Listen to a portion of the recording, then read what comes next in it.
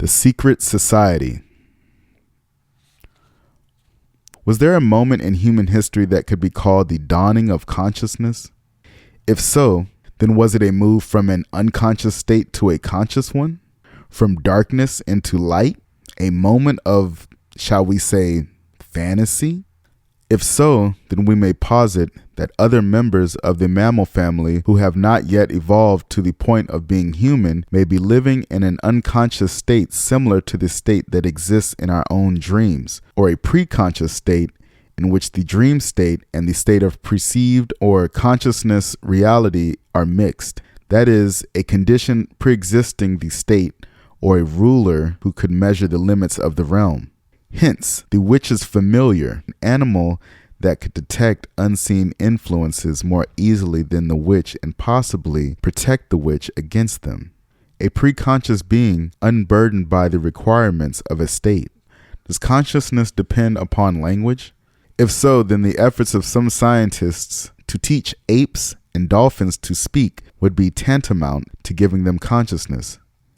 As they live half in our world through the use of speech and half in their own world through the use of their own instincts and behavioral patterns, they become split into two sectors, a conscious one and an unconscious one, just as we are.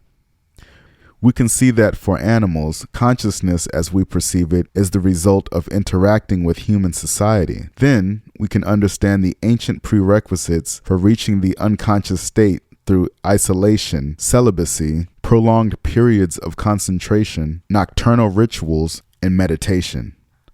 All activities and circumstances designed to put as much distance between society, the state, the realm, and the individual as possible. Thus, the goal of every secret society should be the preparation of the individual for the solitary quest, i.e., it may be impossible for a group of people to carry out the ultimate journey into the unconscious together. At the same time, by definition, for a group is a small society, and society implies consciousness. During the journey, the secret society may provide security for the initiate by keeping a careful watch over the body, by reviewing as much as possible the data as it is collected during the journey, protecting the body from distraction and from scrutiny of the general society. And after the journey, the secret society plays an important role in the debriefing of the individual, the validation of his or her journey, and the gradual decompression of the individual so that he or she may rejoin the ranks of the greater society in relative safety. In this manner, the secret society is a way station both out of and into general society for the individual on a spiritual quest.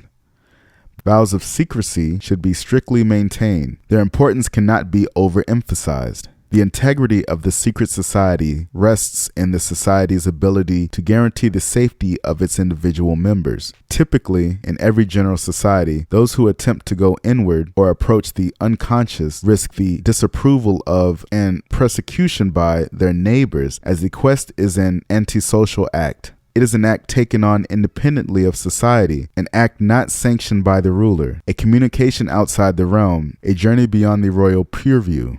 It is therefore an act of rife with political overtones. Those who betray the trust of the members of a secret society and expose the acts of its members to the outside world work for the general society, for the realm, and can be considered spies or saboteurs of the king.